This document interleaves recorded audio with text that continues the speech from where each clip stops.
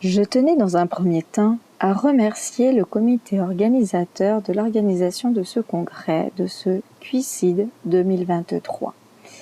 Puis, je tenais à vous remercier, vous qui écoutez cette présentation. Je me permets donc de commencer mon intervention intitulée « Entre ici et ailleurs, pensée l'autochtone partant de mondialisation ».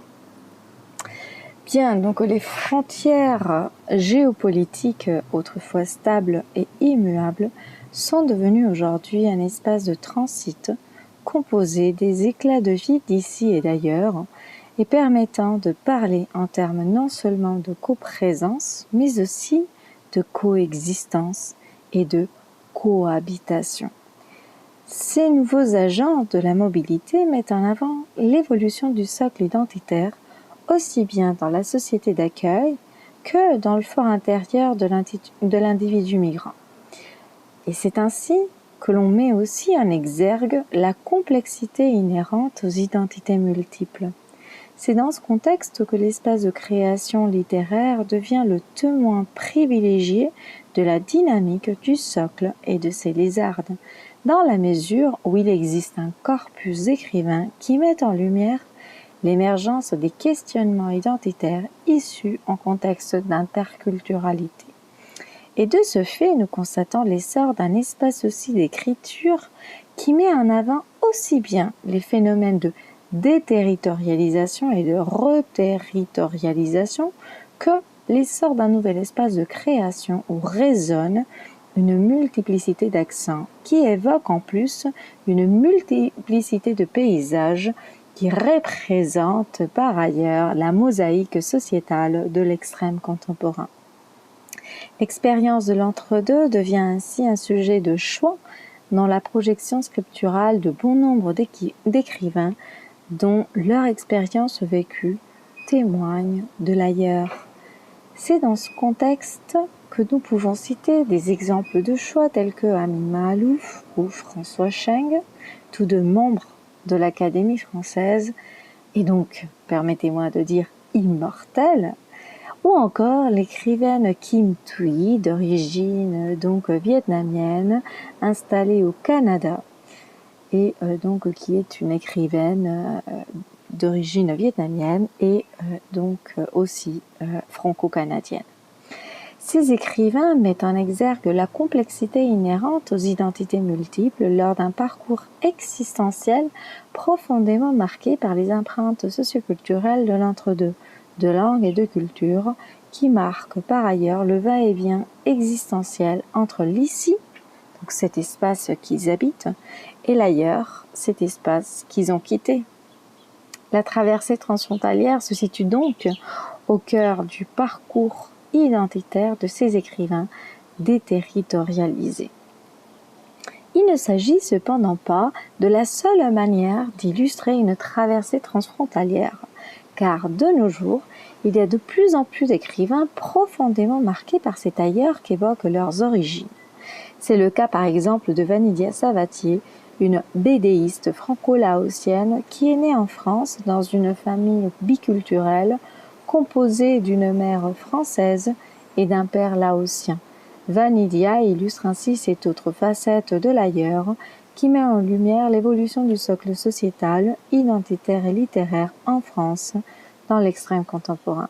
De ce fait, nous pouvons affirmer que Vanidia relève le défi des identités multiples dès une perspective différente de celle abordée par les écrivains venus d'ailleurs que nous venons de citer, car ces écrivains, Amin Maalouf, François Cheng ou Kim Thuy, sont nés en contexte dans un pays qui n'est pas la France ou le Canada. C'est le cas par exemple de Kim Thuy qui est né au Vietnam, à Saigon, ou de Amin Maalouf qui est né au Liban, ou de François Cheng qui est né en Chine, alors que Vanidia, quant à elle, elle est née en France,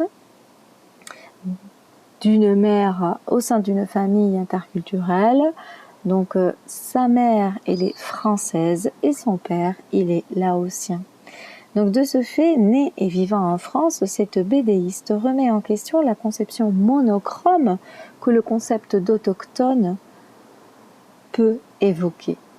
Nous pouvons donc constater l'existence d'un débat conceptuel qui s'articule autour de l'évolution de la littérature d'expression française dans l'extrême contemporain et qui met en lumière l'existence de ce corpus d'auteurs aux identités multiples qui dévoilent leur parcours transfrontalier au cœur des écrits à portée notamment autofictionnelle.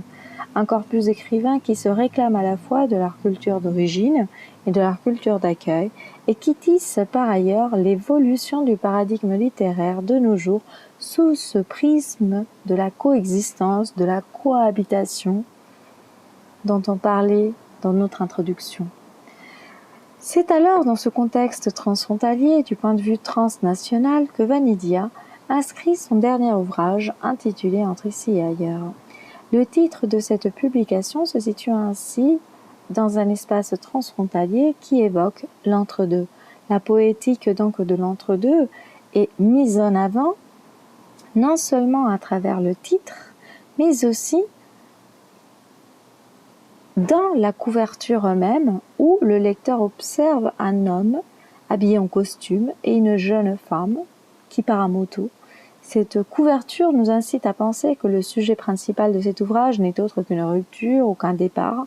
Puis, si nous suivons de nos yeux l'image de cet homme, il symbolise un pan entre la couverture et la troisième de couverture, où une multiplicité de personnages se faufilent, certains en mouvement, d'autres statiques, mais ils mettent tous en avant une multiplicité de styles et de provenance.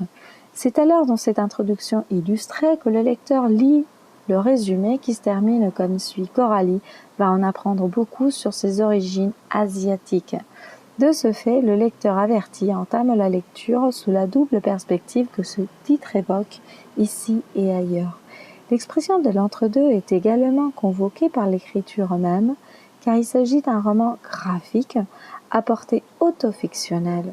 Rappelons au passage que l'autofiction devient en effet le moyen de dire le sujet contemporain, sous un prisme aussi bien biographique que fictionnel. Autrement dit, le pacte de lecture n'est plus lecteur, crois-moi, car je dis la vérité, mais plutôt profite d'une lecture où l'expérience vécue est sublimée par l'écriture.